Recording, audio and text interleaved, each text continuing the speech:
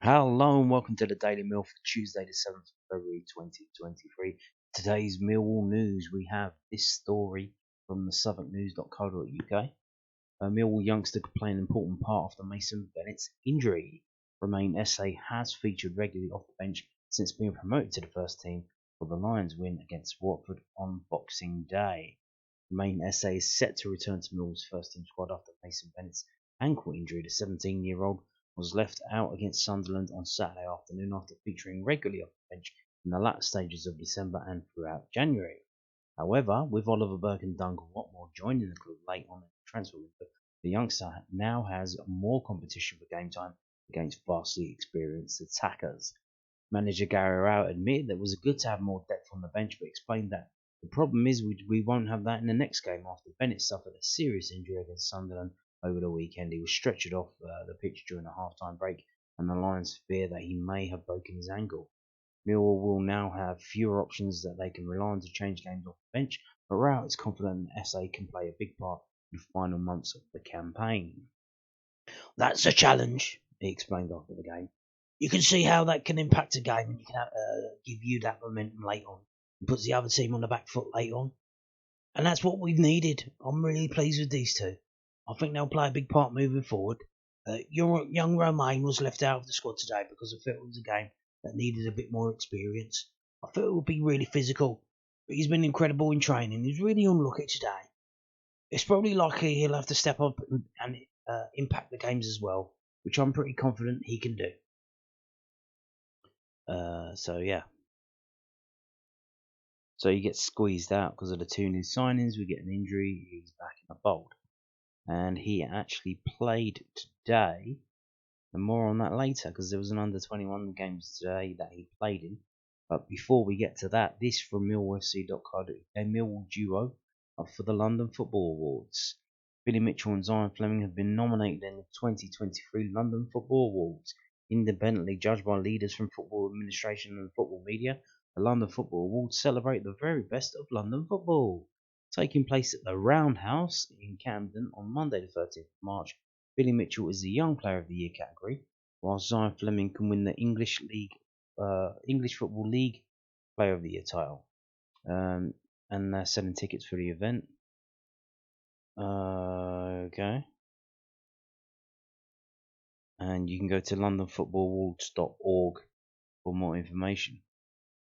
And here we go, Young Player of the Year. We have the nominations: Billy Mitchell, William Saliba, Bukayo Saka, Michael Elise, and Gabriel Martinelli.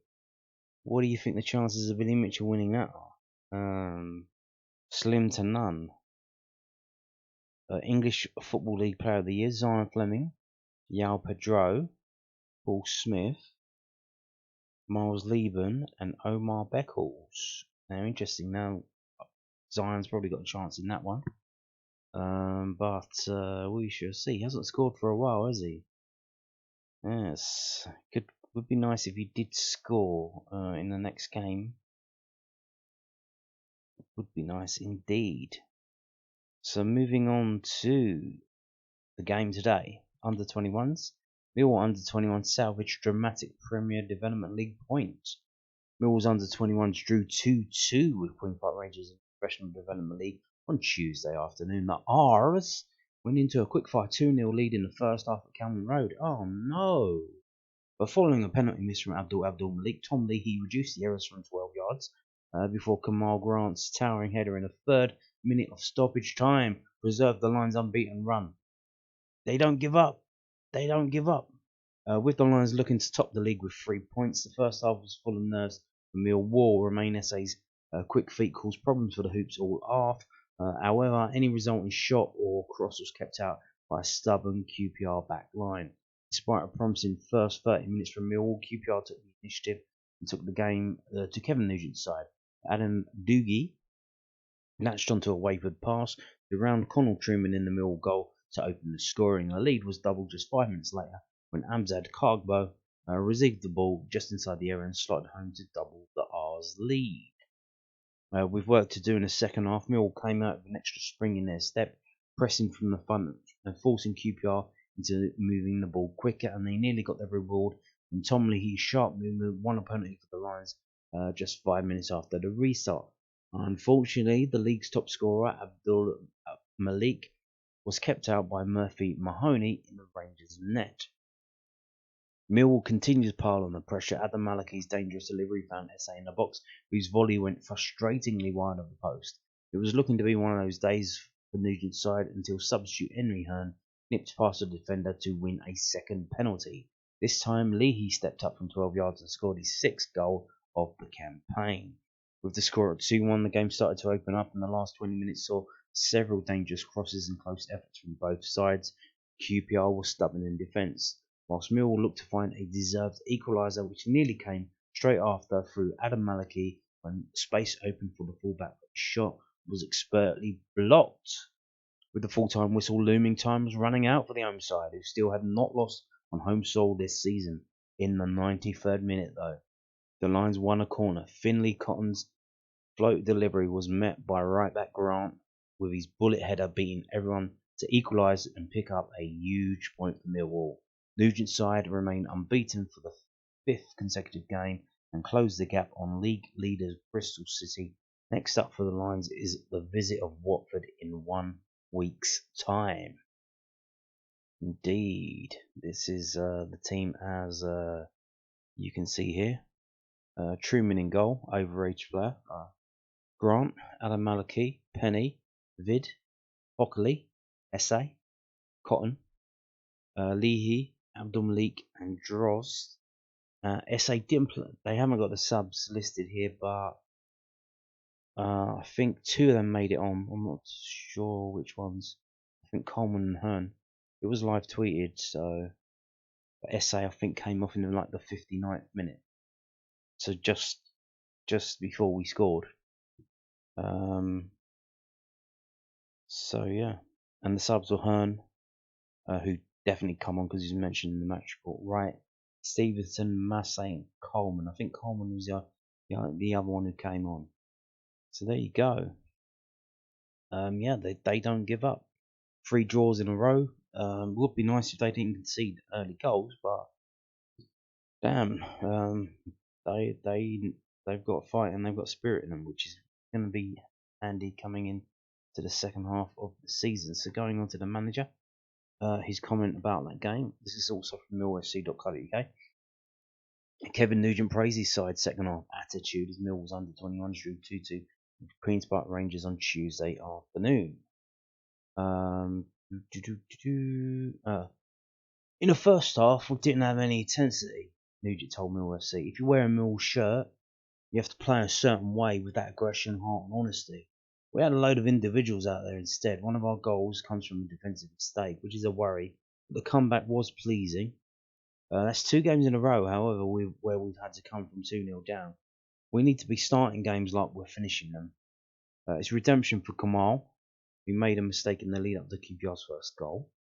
In the same way that it was for Chin last week. They made mistakes, but then they make up for it by going on to score.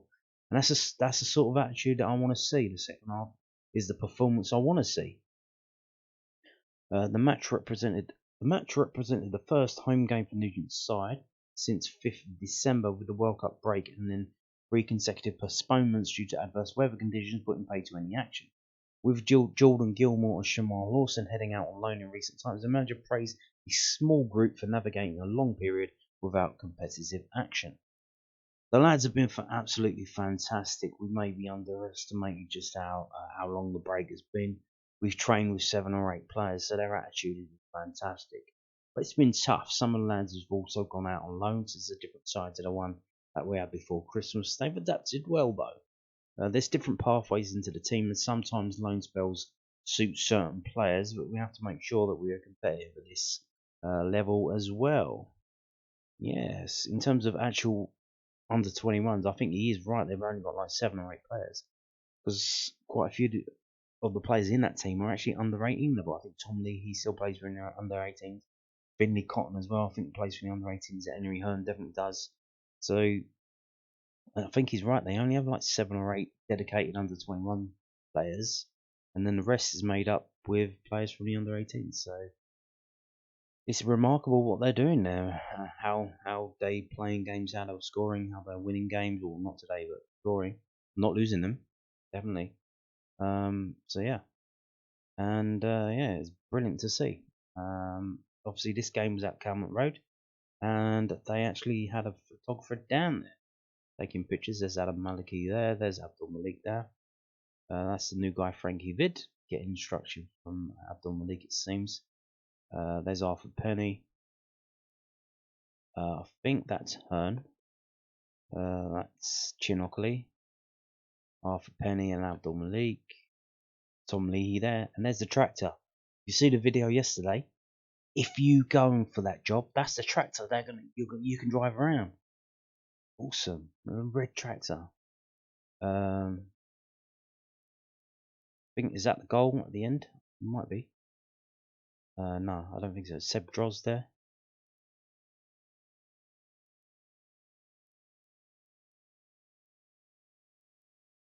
That's the penalty that was taken. That scored. That went in. There's Seb Droz there. Tom Lee. And is that the goal? Is that the equaliser? That's the goal, yeah. And that's the goal number 2. Kamal Grant there. So I think we've got a selection of that's the header. So not bad when you got what is it? 1, 2, 3, 4 QPR players and 3 Millwall players. So there's Kamal Grant there jumping up, heading towards goal. The goal's in the net, and flying past the keeper there. The keeper full stretch, floating in the air, and it goes in. Boom, 2-2. Fantastic stuff. And we're back round to the start. So there you go. There's photographs from today's under-21s game. So let's just have a look and see. So obviously, matches coming up. Unfortunately, the next couple of matches at training grounds. I think in the background there they did have some. They did have a section for people. So I think it's one of those secrets that if you actually turned up at the training ground, they might let you come in and watch the game. But who knows? They want to keep it quiet, which I understand. Fair play. Yeah, so the next one currently scheduled to be on Tuesday, the 14th of February, against Watford. That's at the training ground as it is now, 1:30. Interestingly, so obviously the first team have got a game away at Coventry on the same day, so I'm pretty sure that the under-21 team is going to be a bit light for that game. So they will do very well to get a result out of that, even though Watford are at the bottom of the table. Because I'm sure they're going to be without Connell Truman, they're going to be without Romain Esse certainly, and they're going to be missing anyone who's got a sniff of being involved in the first team. So there you go. And not only that, they have 2 games in a week. They've got to play Tuesday and Friday. One away at Ipswich on Friday the 17th, as it stands now. But there you go. And this is a bit naughty from Cardiff here. So Cardiff away. Why is that kicking off at 12 in the afternoon? What time have they got to wake up to get to that game? That's very naughty, isn't it? Cardiff, I believe, are behind us, trying to catch up to us. Well, let's have a look at that and see. Yeah, they're in 4th place, so they're doing a bit of shenanigans. 12 o'clock kickoff for that. That's probably our furthest journey. Although Swansea is, because Swansea's just a bit further along, isn't it? But that's a bit naughty from them. But this is the table as it stands. Millwall just got to get in the top 2. They get in the top 2, and then they go into a end of season tournament against the northern teams. So this is the Southern League, but you play the northern teams. I think as it stands, so you play these teams in the Southern League home and away, and then you have a random game either home or away against one of the northern teams. But yeah, Mill sitting pretty in 2nd place, 34 points. Only lost 2 times, 4 draws though. 3 of them were the last 3 matches. If you look on this form guide here, you can see the last 3 on the right hand side are grey. That's draws. So 3 of those draws have come in the last three of those 4 draws come in the last 3 games. Pretty incredible. Two of the last games, last minute goals for Mill to end up drawing that game. They are really exciting and team to watch.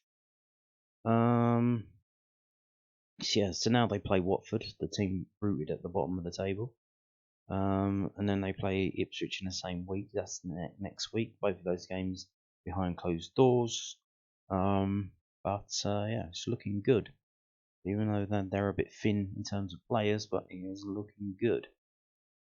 And on that note, thank you for watching and goodbye.